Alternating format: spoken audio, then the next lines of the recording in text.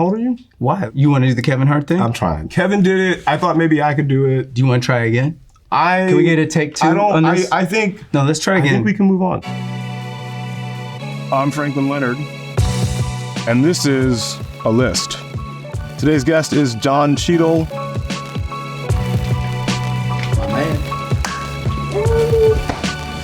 All right, I have to start with an apology. I like it. So the thing about this show is that I ask people for a list. I use that list because I have a personal interest in the subject. In this case, jazz solos. I'm a jazz fan, not terribly musically gifted. You, however, grew up playing jazz, have said that playing jazz gives you more joy than acting, which you've been doing for a while now. So I'm wrenching that into you giving me a list of your favorite jazz solos so I can have somebody who knows a lot tell me, someone who does not, what I should be listening to. I don't know that I know a lot. Okay. I know what I like, which I don't, put on any sort of sliding scale as being better or worse than I think that's a think. wise approach. I understand my tastes and I like them. And they're very eclectic and varied, and I listen to a lot of different music. And inside of what people would call the jazz realm. Do you want to just start with one of them, though? Where should we start? Let's start foundationally. Okay. Most people, when they think of jazz and what's synonymous with jazz, they obviously think of Miles. So maybe Miles' solo on Porgy and Bess, Summertime. I mean, Miles Davis, Gil Evans.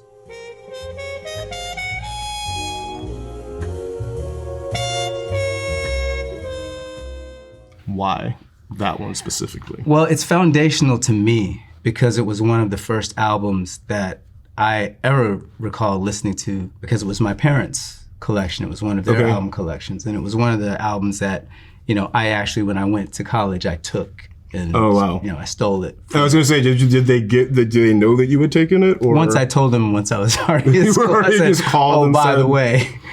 So you grew up in a jazz house then? I wouldn't say that. I grew up and my parents, that was one of the, styles of music that they listened to. So there was Cannonball Adderley in the collection, there was Miles Davis in the collection, there was Sarah Vaughan in the collection, Carmen McRae. There was a lot of, just a lot of, the real standard bearers of the art And this form. was what was playing though at home? Yeah. Because my house was like a Motown house specifically. It was a Motown house too. Okay. But I think it was what I played more and it was what I, was really drawn to more than anything else. And I started playing sax in elementary school. It was one of the things that you could do in school. It was like, do you want to play an instrument? I was like, yeah, I'll play that. What do you want to play? It's sax. It was a lark. It wasn't really. It wasn't like this is what's playing at home, so I'm going to choose it. I kind of found it after I started playing the sax. When did the acting start? Kind of in elementary school. I had an elementary school teacher who really was the music teacher, not the instrumental music teacher, but, started singing then in the choirs and started doing plays there. I was famously Templeton the Rat and Charlotte's Web. Yes. I know I've done the research. know that and you saw the awards and you saw the write-ups. It is a legendary performance. Yeah, I'm glad you said it. I didn't want to have to say it. So that was when that really started. And then all through junior high school, it was just music. There was no acting program to speak of. And then in high school, it all sort of came back together. And you've talked about sort of letting jazz go as a professional pursuit. Mm-hmm. But the love of the thing persisted. Yeah. I knew how did that decision happen? Like, how does one say at the end of high school, like, well, I'm really good at this thing. I'm also maybe really good at this thing, but I'm gonna do this one, not this one. Because the one I didn't do was infinitely harder than the one that I was going to do. I grew up with real jazz musicians that are like, went on to have careers, Ron Miles, Devon Jackson, like people that really were about it. I saw what it took to do that. And I realized that I was not going to shed. I'm like, I'm not going to be sitting in a room for 8 hours studying theory and doing solfege and running scales. And you're gonna have to be able to do that. And also, it's not a chore to them. Do you know what I mean? Right. They have to be talked into doing other things. It's like, no, you have to go outside and put the piano away for a minute. You have to stop playing right now. That's how they approach music. For me, it was always a grind.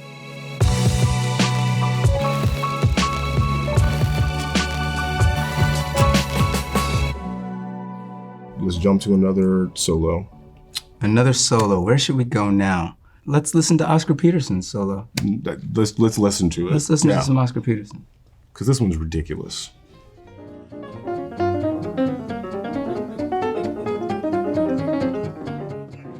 So what is it about this solo? It's emblematic of his style, clearly, very rhythmic, and no matter how fast he plays, it's always melodic. The structure of it makes sense. It's a story. It feels like it's storytelling. It's not just pyrotechnics. I feel like anyway that it makes sense. It's very logical within the framework of the song. So what's so interesting to me too about jazz is it is definitely, like, you're not just playing the notes on the sheet music. There is an incredible amount of like preparation and just like hardcore musical knowledge that goes into it. But on the day, they're improvised. They're doing something different. And that's the part of that my brain can't process that. I couldn't either. I understood it in a very basic way, and I dipped my toe in it, and I, of course, had improv. I was in jazz bands and all throughout school and everything. But I knew there was another level to what they were doing and the language that they were able to speak that I wasn't able to do. Or I was intimidated in many ways by that, by theory, by scales, by music. A lot of it's math. Right. So if you could make that connection, you could probably be very good at that because you understand what a minor key is, what a major key is, what Dorian is, what Lydian is, what Mixolydian is, why those intervals are what they are. But it feels almost specific to jazz. I think it is. I think it's as complicated and structured and elevated as classical music. But that's the most, all the way back to the first thing you said. Right. I feel the most engaged and alive when that's happening because there's no planning, because you don't know what's going to happen, right. Because it forces you to listen and be present and in the moment almost more than any other thing I've ever, except parenting. Well, what's wild in hearing you talk about that is that I feel like a lot of actors talk about the craft of acting in a similar way. Now, there's no like scales and theory necessarily in the same way, but again, a lot of it is prep. But on the day, you got to be in the moment. You got to be in the pocket. Yep. You're listening to what other people are doing and you're responding. I'm curious, like how your acting education and your sort of early in your career, was there overlap in sort of how you thought about that, or were they completely divorced in your mind? I think I felt it sort of like, kinesthetically. I understood that there is within the framework of the words and within the framework of the text and the play, and those are the words. Right. That's what you're saying. But moment to moment, how you might, engage with another person is only dictated by what's happening in the moment. And if you get something different, the way you're coming back at them is different. And a really, really smart acting teacher said to me, and I think it's really true, that you're only trying to ever do one of three things when you're engaging in a scene with somebody. You're trying to make them feel something, make them understand something, or make them do something. And sometimes it's a combination of those, but anything else is just, you're not really acting. You're not really trying to get your goals. And you're always trying to go after your goal as an actor. And there's different ways to get that goal. And there's different outcomes you're trying to get to musically too when you're improvising. But it's about being in the moment, being present, listening, responding, reacting. All those things correlate to me. So I'm getting my notes because I want to go through a list of some of your early credits. So you started working basically as a working actor while you were at Cal Arts, right? So Colors, Meteor Man, Fame, LA Law, Hill Street Blues, Night Court, Booker, China Beach, the Golden Girls spinoff Golden Palace with the Golden Girls and Cheech Marin. Correct. And famously Fresh Prince of Bel-Air. Ice Ray, we didn't hear you come in. Jeffrey, did you leave the door open? Well, no. Well, then I guess we must have left it unlocked. Well, no. They were going to give you a spinoff to Fresh Prince. Yeah, they did. I shot a pilot. Where is that pilot now? I think you can actually find it online. Is it online? It popped up and I was like, oh wow, here's the pilot. And you also wrote the music for the intro? Is that true? Yeah. Tell me more. Well, at that point, I was doing a lot in the studios. I thought I was going to, again, I was never completely dropped the idea of music. It was always in the sidecar. And I wanted to take a crack at the theme song. They're like, go ahead. Some folks, they say there's only one way to live your life. Live your life. So myself and my producing friend, Kenny Finch, wrote the theme song. And it's the one, I don't know that ultimately we would have used it. But that is the theme song. But it's the one you hear on the show when you hear me singing. Internet. I'm singing and you hear it, yeah.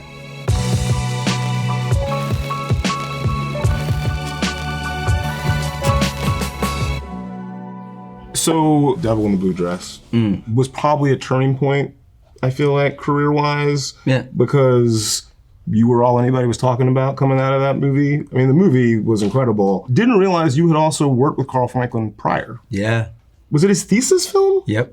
So his AFI thesis starred Don Cheadle. Which is why I almost didn't get Devil in a Blue Dress. What do you mean? Well, because Carl sort of had cemented in his mind that I was that Kid. 19-year-old kid that he had worked with, and he never saw me as a dude that could ever be Denzel's contemporary. Right. And you know, Denzel's 10 years older than me, so he's like, it's just not going to work. And then Denzel's like, well, I'll age down 5 years, you'll age him up 5 years, and then we'll be contemporaries. It's not a big deal. So Denzel had to convince Carl. I mean, we could do a whole thing on how it actually came together, which is how a lot of my career has come together. And one of these songs, which is Personal Mountains, also plays a part in this. Should we listen to that? Yeah, let's listen to that now. Personal Mountains, Keith Jarrett.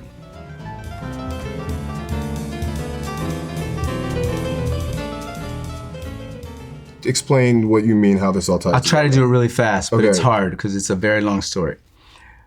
My agent read the book, said, this is you. You've got to get in on it. Everybody in the town and all over the country was going in on this part, Right. in a mouse. I couldn't get an audition. She's like, doesn't make any sense. You know Carl, you did the movie together. Why isn't he calling? I said, well, he knows me. If he thinks I'm right for it, then he'll call me. The day that I heard that it was coming, I had started listening to this album and something just made sense. Again, I can't tell you why. I don't know why. It's some cosmic, esoteric, whatever. That the Personal Mountains made sense. I'm like, this would be a personal mountain for me if I climb this mountain. And I know it's going to be life-changing if this happens for me. I know it's going to change everything. But I don't have to go out for it. I don't have to go to it. All I'm supposed to do is my work. All I'm supposed to do is focus on me, and it's going to come to me if it's meant to come to me. I'm not chasing it. And I listened to this track. This is the only piece of music I listened to for months. Literally. It's all I listened to. So months went by. Couldn't get an audition. She was like, you got to call him. I'm like, I'm not calling him. And that's a long, I mean, they were going to everybody months, then. Everybody. So I was in a ear, nose, and throat doctor's reception area. Not where I thought the story was going. You can't. Continue. You could never anticipate it. And the room got very, very crowded. And I kept moving further and further toward the door as more people came in. And the door opens and bangs into me, and it's Carl.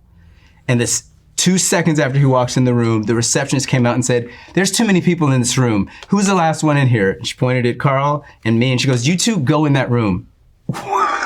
Yeah, that is the universe. And the two of us went in a room by ourselves and just caught up on the old times, what's going on. He said, you know I'm doing this movie. I was like, yeah, I've heard about the movie. And he just dropped it, and we went on and talked about other stuff. And then the next day, my agent called and said, I don't know what happened, but he wants to see you. I was like, yeah, of course. Hotel Rwanda, obviously Academy Award nominated for it. Paul obviously just got released from detention. What is that like for you as an actor who played him? Like, it's got to be surreal having played a real life figure. Yeah. And then to have him be detained. Yeah. Talk to me about that. Well, the experience was one thing, and what it did for my career was one thing, but what dwarfed that in many ways is what it triggered as far as me being an activist and learning about what was happening and being pulled into this stream of activism that was already happening before I got there, but sort of being pushed to the front of it, like, oh, finally we have a mouthpiece. What was that like, though? It's learning like, oh, this is how I can this is my function in this space. Right. And I was like, oh, this is how that works. When I show up to this thing, people can rally around that. And I'm not the expert on this. I'm someone who's learning as I go along, but the fact that I'm doing it while people are putting a camera in front of me and putting a mic in front of me allows me to throw that focus on them. And, you know, the day he was kidnapped, let's just call it what it is. Yeah. I was on the calls of the State Department and the White House, and I was trying to find ways to get him out with his family and other people that were working on his behalf too. But again, it's like, yeah, step up. And you stepped up, I feel like, in other ways too. I mean, your Saturday Night Live appearance, which was a subtle, just the T-shirt. Yeah. But I mean, how do you think about using those moments? Is it just like, look, this is a moment where the cameras are on me, I should make sure they're on somebody else too, or? Basically. Yeah. But, you know, never expected to be in this position. I wanted to act because I thought it was fun and it was interesting and I wanted to get girls, you know. But I really was scratching an itch and something that was really interesting to me. I never thought that it would be beneficial to other people and help bring things in, you know, to the fore that were struggling to be brought to the fore. So that's how it's important to me to use it. If it was just like trying to get to the front of the line and get best seats at a restaurant or free tickets to a game or free, you know, swag, then it's like that's not why to have the light. To have the light is to use the light. So let's talk about Secret Invasion. Wonderful, it's out, yeah. Let's talk about superheroes for a minute. Okay. I'm just curious what it's like to prepare for a role where your job is literally saving the world. Steroids. I'm obviously talking about Captain Planet. With your powers combined, I am Captain Planet! Well, Planeteers, what seems to be the problem? Oh, no steroids on that. That was all in the suit. It was all padded. You notoriously engaged in blueface for that role. So Do you want to apologize to the people I don't care. of Pandora? Nope. Do we think I'll do it again. Do we think that the people that Pandorans are blue because of Captain Planet? I don't care about why they're blue. I'm not into Pandoran rights. I'll do it again. Dare me. Cancellation incoming. Keep it blue. Okay, but seriously, on Secret Invasion, this blew my mind. I feel like you and Samuel Jackson have been working for as long as I have been aware of take it actors. easy. Calm down. How old You're are you not again? that much older, like younger than me. How old are you? Why? Does it matter? You want to do the Kevin Hart thing? I'm trying. Okay, go again. How old are you? Well, you know, right now I'm 57 years old. Damn. I'm sorry. Kevin did it. I thought maybe I could do it. It wasn't that good. Do you want to try again? Can we get a take two on this? I think. No, let's try again. I think we can move on. No, I think we should try can move again. on. I want to talk about Sam Jackson. All right, we'll move on. All right. This is the first time y'all have acted together. How is that possible? I don't know. We complained about it to the Marvel people every movie. Like, But I mean, separate from the Marvel people, like it just, like I could not believe it when I saw that was true. I went on Google trying to disprove it like an no, idiot. it's the truth. I think it's his fault, personally. If I'm gonna lay blame at somebody's feet, I think he was scared. I mean, wouldn't be the first one. Correct. Facts, as the kids say. But how was the experience? Terrible. Actually, it was great. Sam and I have been friends for many years. We golfed together. I've seen him on stage. Sam's a great actor. No BS. You know, we had a great time. I think no cap is what I'm supposed to say. No cap. As the kids are saying. As the kids. Are the kids even saying that anymore? I don't know. They've probably moved on to something I would else. assume so.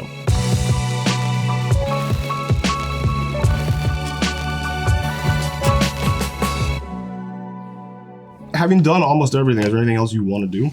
Listen to another track. Let's do it. Let's listen to Jaco's Portrait of Tracy off of the self-titled Jaco Pastorius album.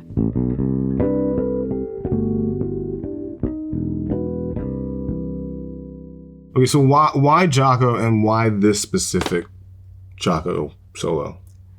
Because this is the first time for, I think, a lot of people that they heard harmonics as music. Harmonics for a bass player, for a lot of string players, guitar players too, are, you know, mostly just used to tune the instrument. Right. And Jaco, for him, it sounded like music. He would say, never just play scales to play scales, play your scales, but always make it musical. Right. And to hear the invention in that, you know, sort of creative mind of this person who changed and revolutionized bass playing for everyone, and still, again, that's like foundational. Well, it's interesting because it sounds like nothing that had really come before it. And it wasn't like anything. No one had ever, I don't believe, instead of, you know, maybe there were some circles inside and people had heard him doing it, but no one had, on a grand scale, had heard anyone go, I'm gonna turn all these harmonics into a song. I mean, that's amazing. So let's talk about the rest of your career. Again, It's over? Why do you say like the rest of it? Like, well, I mean, the rest continuing on. It's not over yet. This interview might kill it, but you should really think about how you frame shit. The ongoing nature of your career. Better. I mean, I feel like you've done everything. You've worked with everyone. You're one of like 50 living people that have like an EGOT nomination, which puts you in like a category with like Sidney Poitier and Meryl Streep. I didn't know that. Playing basketball with the president. And you keep working. You've been working since you were early 20s, late teens. No one has a bad thing to say about you. We're gonna change that. But how? Like on a macro sense, how? I know it sounds ridiculous, but like I don't know. That is extraordinary. Is it? I mean, There are not a lot of other Don Cheadles running around. I guess there aren't, and I don't know how. Post facto, not even like you could have figured out like a plan that would have gotten you here, but like Right, because there's no plan. You've hit upon it. There is no plan. You keep your head down. You keep working. I think I've been very fortunate that the things that I was drawn to went, and that I've been, blessed and been very right place, right time. I mean, think about that story I told you. Those kinds of things, quite honestly, have happened to me, over and over and over again. And I have not tried to orchestrate it. I've just tried to be very genuine about the things that I find that are compelling to me and interesting to me. And luckily, other people find them the same, and they get made.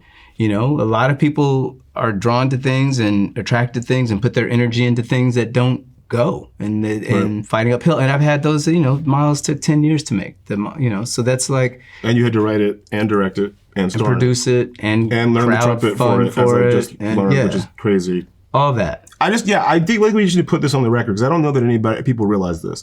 I knew that you were a jazz musician of some talent. I did not realize that you learned to play the trumpet in order to play Miles Davis. The first time I actually picked up the trumpet to play it for a role was when I did Rat Pack and played Sammy Davis Jr. Okay. And he played the trumpet, he played the drums, he did gun twirling, he played the piano, obviously he sang, he tap danced. And interestingly enough, I was offered that role very early in the casting process of that movie. Right. But they never addressed the racism that Sammy had to deal with. Right. They never addressed how he was the butt of all the jokes with all the rap in the Rat Pack. And the scenes were in there, but they never had him reacting to it and responding to it. And I said, it has to be there. You can't just... Yeah, you can't escape that. Something has to happen. Yeah. So they kept kicking that can down the road.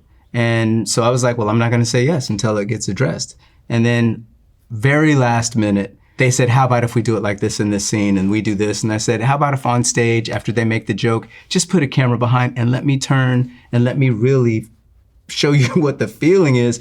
It's even better than writing a scene about it. Agreed. Let's see it. Good evening, ladies and gentlemen. My name is Sammy Davis Jr. And hurry up here, Sam. Your watermelon's getting warm.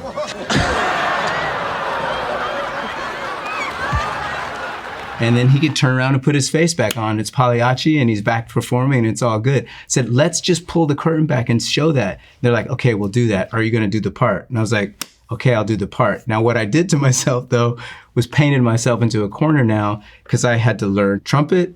I had to get tap dancing lessons. I had to get drum lessons. So I basically just threw myself back in school, which was great. So what's the most obscure talent that you have born of your acting career?